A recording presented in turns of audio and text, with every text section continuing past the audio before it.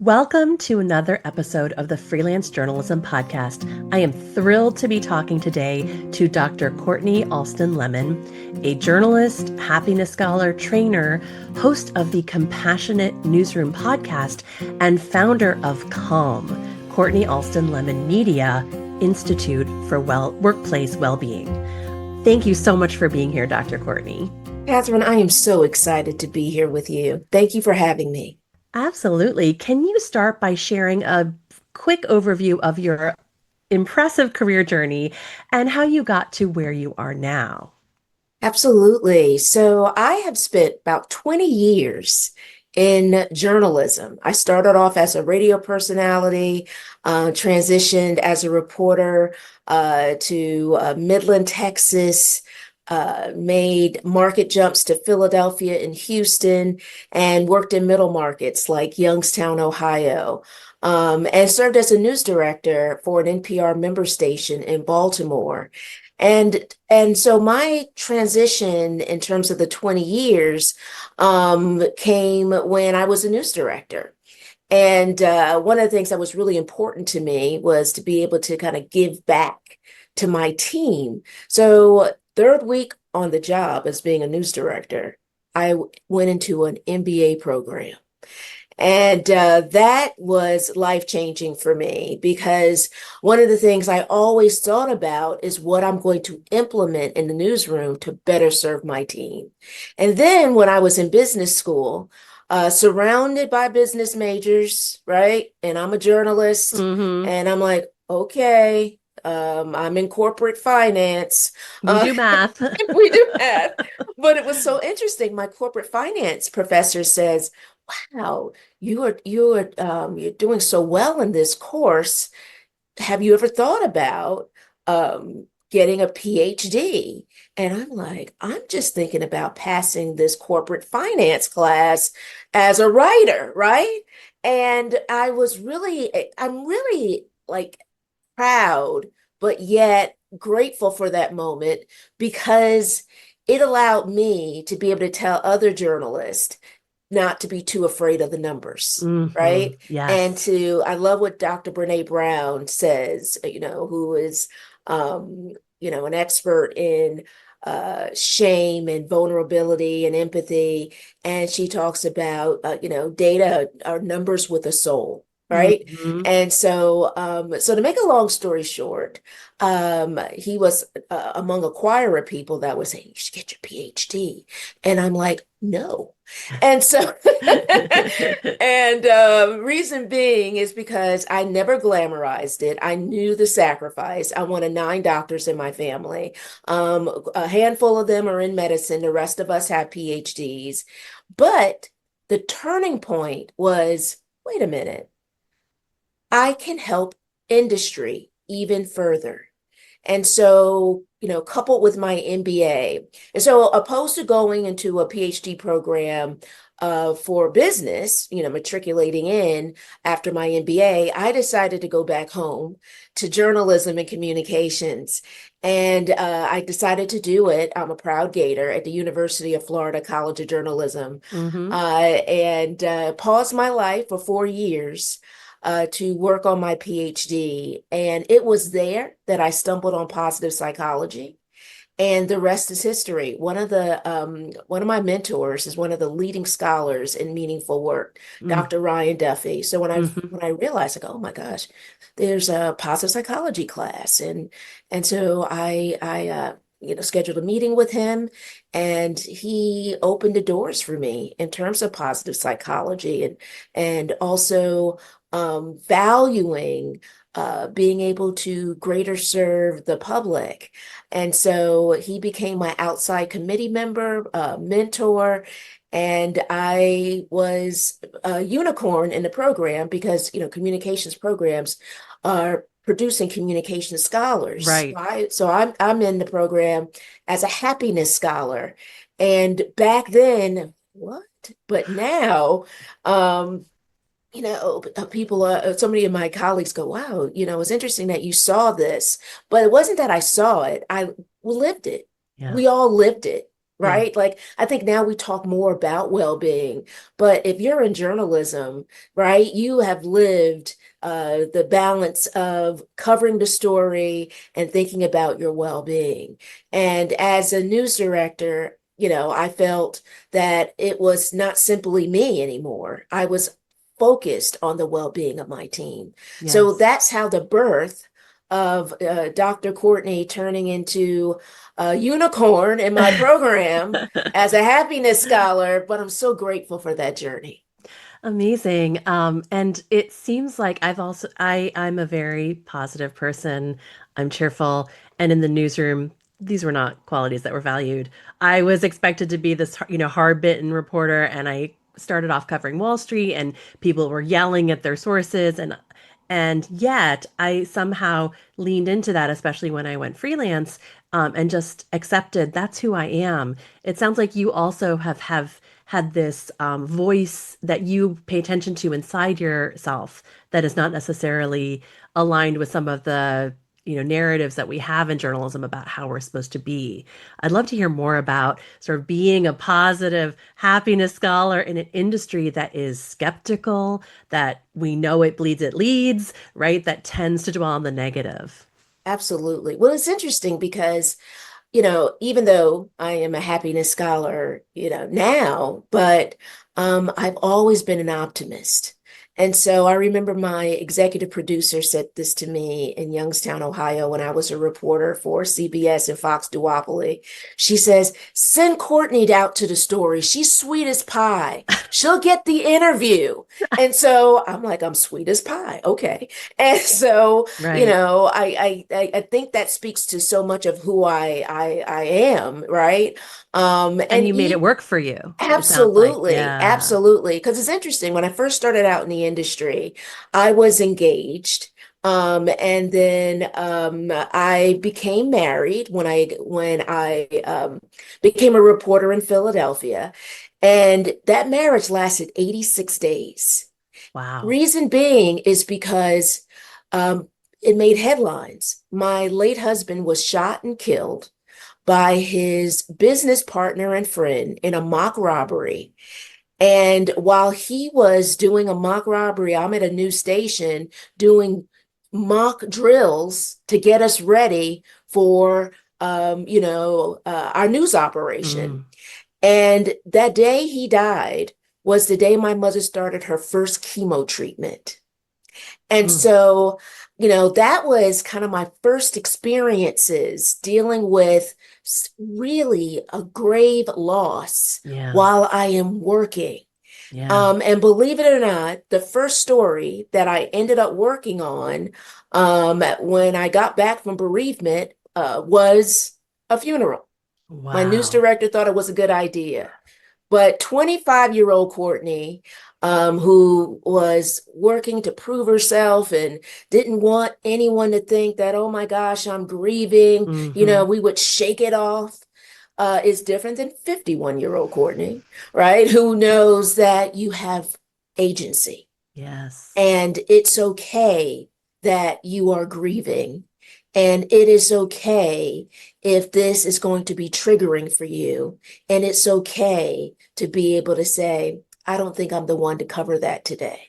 But it was Amazing. those experiences that kind of shaped me. Mm. And I say all that to say is that I will give my news director credit. I do believe that he thought that I would have a different lens, which I did.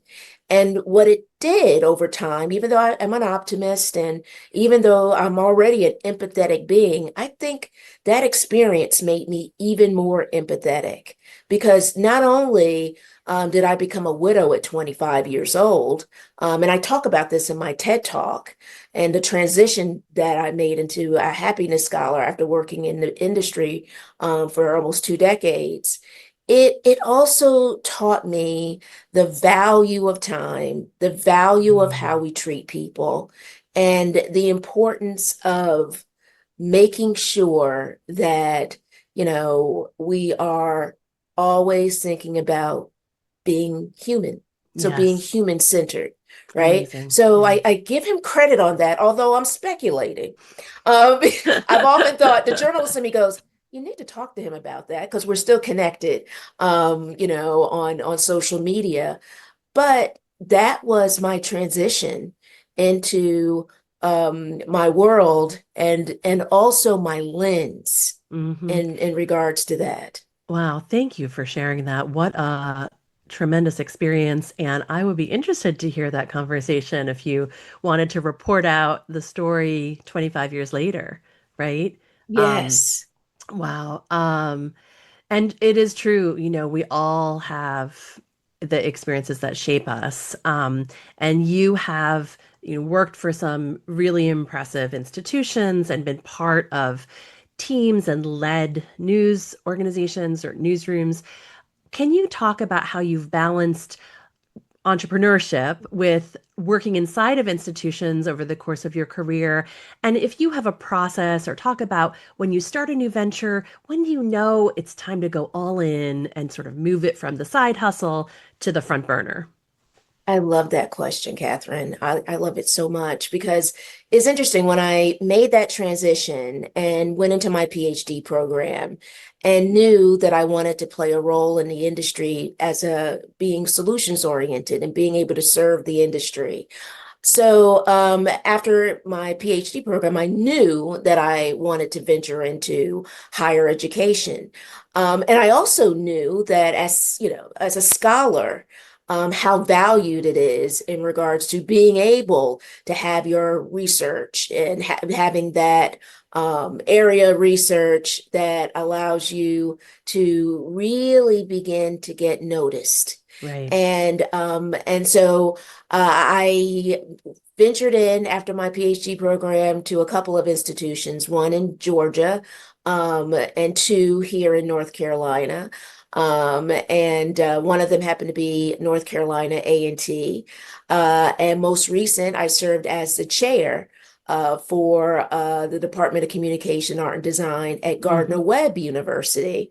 And so what I found over time is the value of, first off, I found the value of sharing my story online, which allowed me, while I was working on my PhD, to start to do some almost educational outreach in regards to what do you mean you're a happiness scholar, right? And what does that even look like? And so even that introduction into the industry really served me.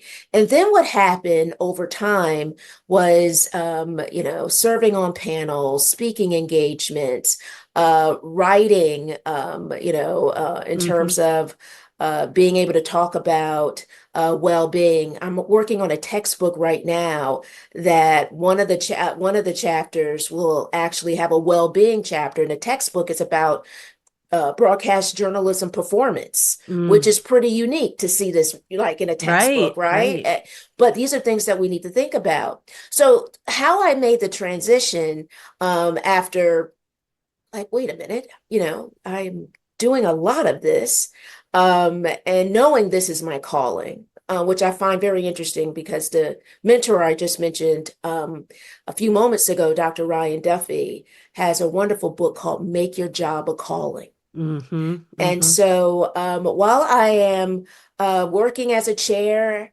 at a faith-based institution here in North Carolina, and managing a team, and I'm being their first Black chair, their Mm. first person of color chair, their first woman chair, Mm. Oh their my. first Black faculty member there.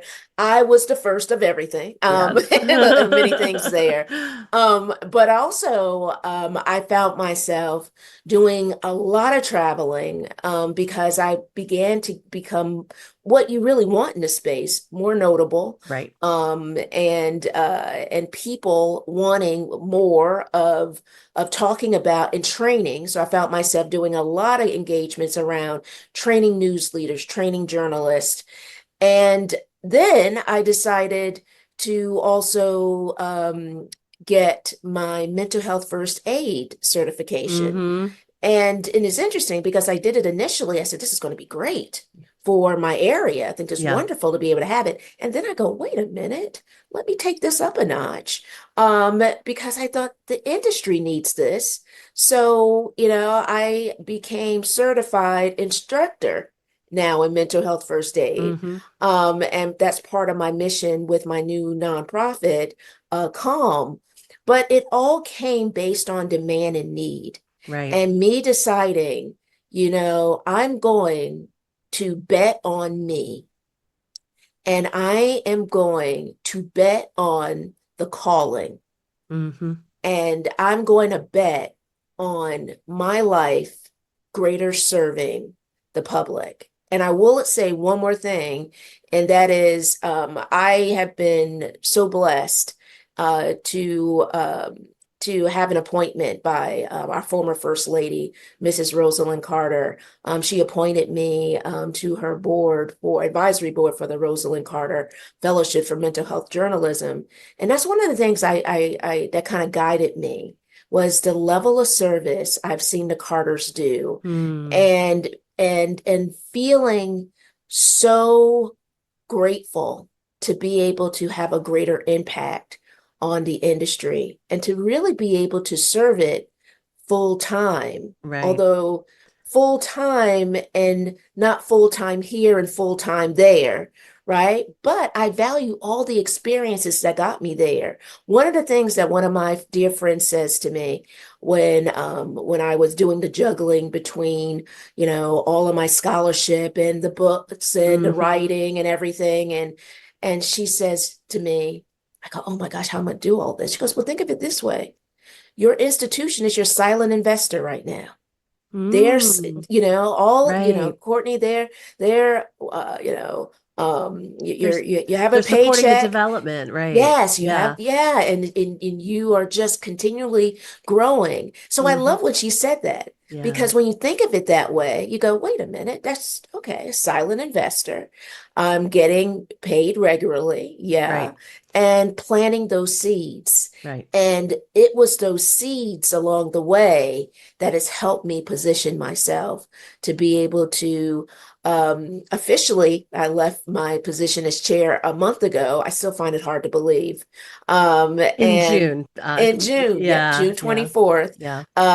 And I'm so grateful to be able to have planted those seeds along the way so I can really begin to grow. And it sounds like it reached a tipping point where you were sort of getting more and more and more requests for training, and it generated enough work and time that you were devoting to it.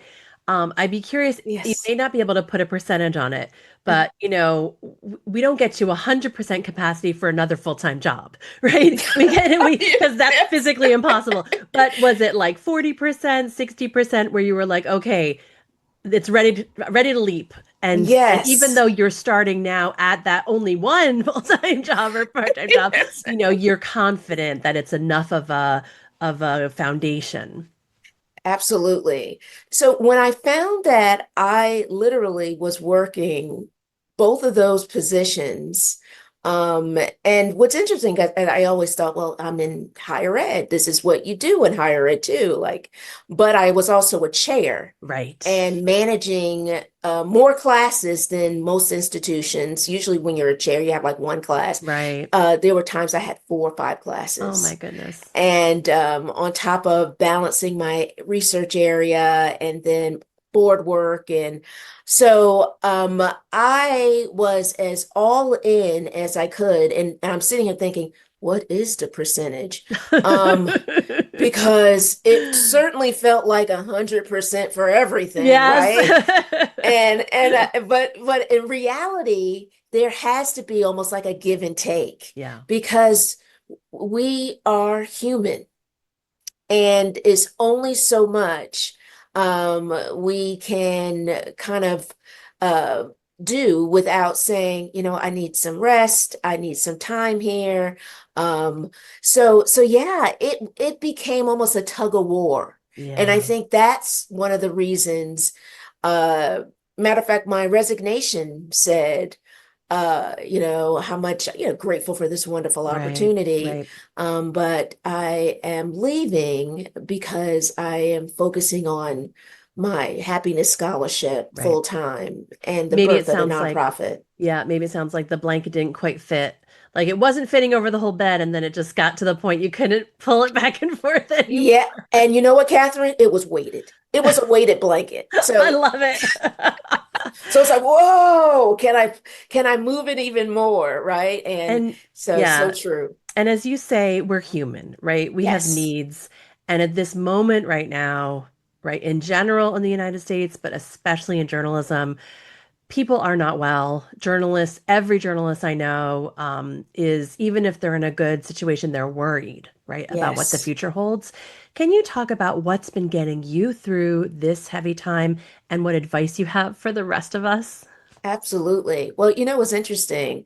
I talked about being a 25-year-old widow, and now I am happily married to a wonderful man whose last name happens to be Lemon. And he's And the which, he's the president of the National Association of Black Journalists, so you are really the first lady of NABJ. I still get used to that. I still get used to that.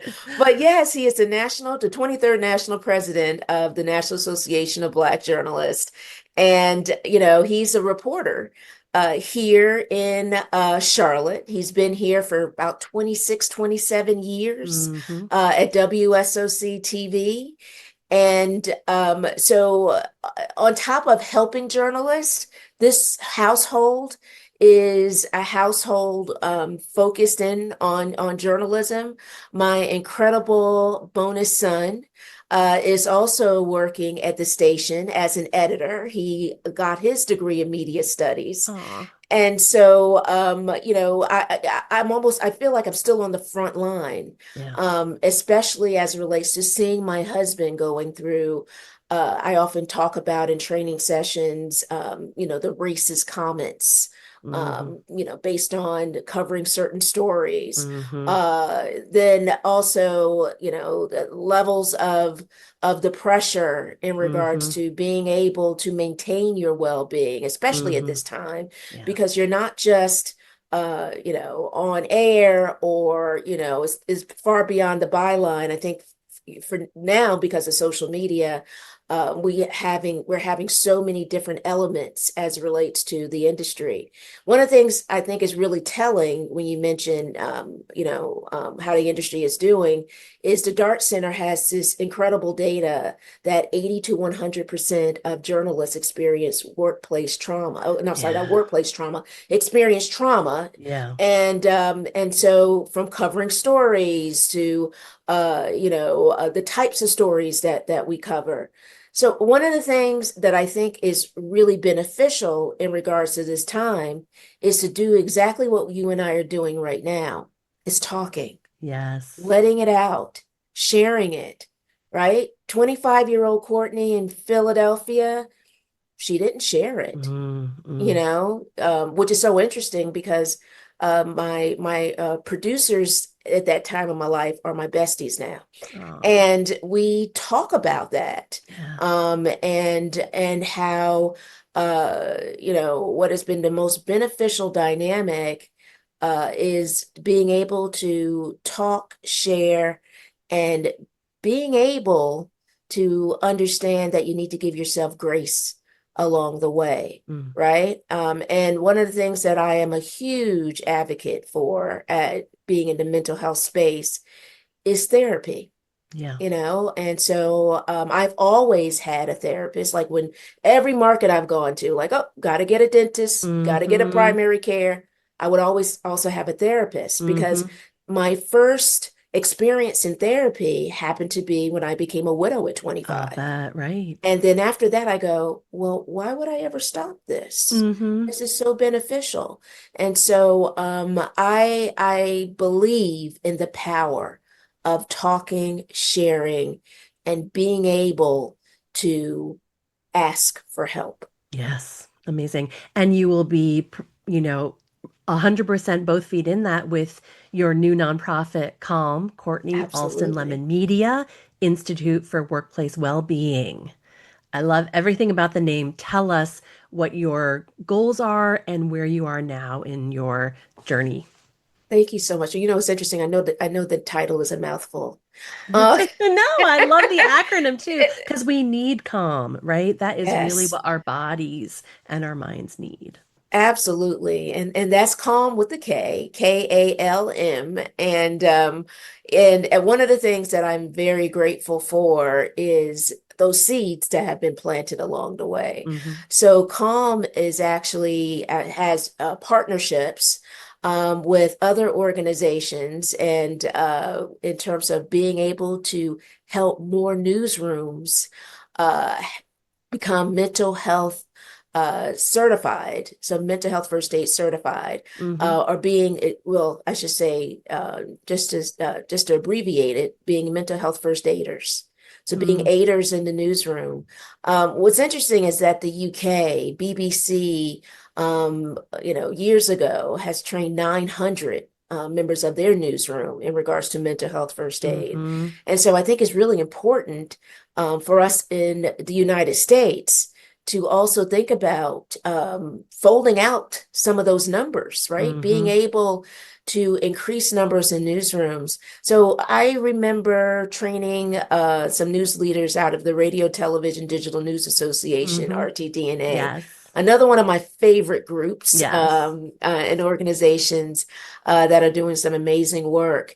And one of the things that came out of that session were, while I'm sharing positive psychology and talking about how to better serve your news organization with a strength-based approach, was, excuse me, was news leaders wanting the confidence even more to be able to handle mental health issues in a Mm. newsroom, substance abuse issues in a newsroom. And so, one of the things that I recommended at the time as a mental health first aider was mental health first aid. And that also was almost a light bulb moment of, you know, I think it's really important that I get my certification and training in this area. And so, with a wonderful sponsorship from the University of North Carolina, Chapel Hill School of Social Work, I became a mental health first aid trainer to be Wonderful. able to instruct within that area. So that calm is pretty much, I feel like it's a wave. And it's been a wave based on the work that I have been doing as a happiness scholar over time.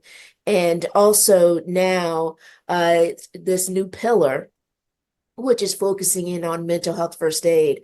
So we kind of had, I like to call it a cotillion. I'm a debutante. I love And it. and I'm a sub debutante, and so Mhm. we had kind of our little coming out party at the Carter Center.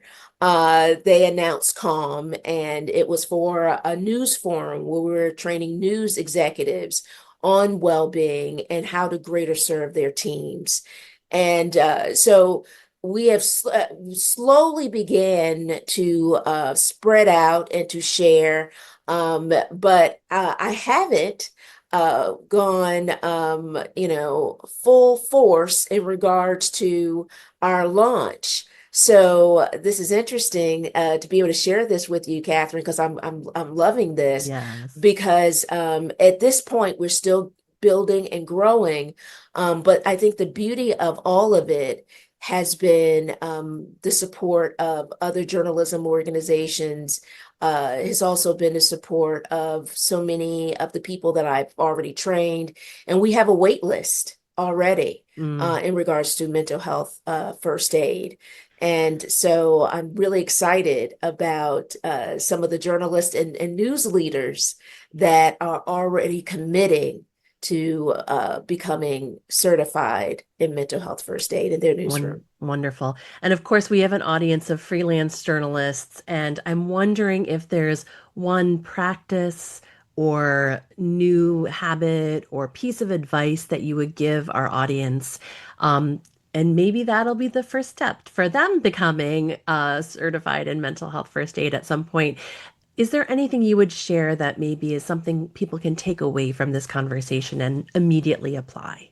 Absolutely. So one of the things that I would say, I often share this, we talked about talking and being able to share and the value of therapy and finding a good therapist, someone that you feel that is feel a level of connection with and feel seen. Another area in terms of, I love to say seen, safe, and supported Mm. is one of the things in positive psychology we often talk about, relationships, positive relationships, because it helps in terms of your well-being. It helps in terms of building your resilience. There's so many benefits in regards to relationships. And I like to call it uh, not just building relationships in terms of not in terms of just simply a positive dynamic, but almost kind of organizing it, believe it or not. So my people Hmm. that are part of my positive relationships, my tribe, are part of my self-care squad. So Mm. who is part of your self-care squad? Mm. Begin to think about those people to incorporate. And I will tell you that my friends that are part of my self-care squad, it might be the MBA in me that loves to brand everything, right? They proudly say, well, I'm a part of the self-care squad. And and one of the things that I value is that those squads are clustered in different people in different ways, meaning Hmm. the people that I've known throughout my career in journalism, the people, I can see a freelance journalist being able to have, a group of people that are also in that space. So Hmm. you can share your day and that person gets it, right? And then on top of, maybe childhood friends. And also, I consider my therapist as part of my Hmm. self-care Of squad. course. I talk Yeah. about my therapist's name is Kathleen. Yes, I talk about her very, very often. She knows this. And I'm proud of that because I think it's important, especially being a happiness scholar, because I think the perception is, well, she's happy all the time then. And like, no, Right. not all the time, because, in life, there's sad moments. I lost a mentor of mine that was highly involved in the Asian American Journalists Association. Her name is Rose Tabayan. Last Mm. year, she died at Yeah. 63 years old. Um, and she and I were friends for about 25 years, and she died of 4 different types of cancer. I Mm. am still going through the grieving process of losing her. Hmm. So, not every moment is that, but the beauty of somber moments, it allows you to also value the happy moments. So, one of the things I think is really important in that is having a self-care squad and having a personal board of directors Yes. that's all about the service of you. And that can be both personally and professionally. But it's really important to make sure you know who those people are and that they are people that are willing to listen actively, non-judgmentally, and also empathetically. And believe it or not, many of those things I just shared are elements that people can learn when they are mental health first aiders. So mental health first aid is not only of value to a workplace. One of the things is I'm working on is making sure my friends that are not journalists Hmm. are certified in mental health first aid because it serves you on so many different levels within your own community. And then as a journalist, I will admit it serves as it relates to your well-being, but it also serves as it relates to the well-being of your subjects. Yes. Yes. And it sounds like you're saying reach out, right? Yes. Identify those people ahead of time, who can support you, and then reach out, which is such an important message. And the IIJ Slack is another great place for freelancers to do that Yes. reaching out. Find your self-care squad there. Thank you so much for this conversation, Dr. Kortni Alston Lemon, for being here talking to the Freelance Journalism Podcast. And I'm glad to have started a relationship with you and look forward to learning from you and following the journey of KALM going forward. Thank you so much, Katherine. You were phenomenal. I appreciate you having me here. The Freelance Journalism Podcast is a production of the Institute for Independent Journalists. Our mission is the emotional and financial sustainability of freelancers of color. Learn more about our work at theiij.com and use the code POD10 for a discount on our annual conference and other events open for registration now. That's POD number 10. And please leave us a review on Apple Podcasts or like and subscribe to our YouTube channel, or both. You can find our free webinars and other offerings on YouTube. And your recommendation and sharing with friends is the greatest compliment and helps us discover new listeners. Thanks for listening.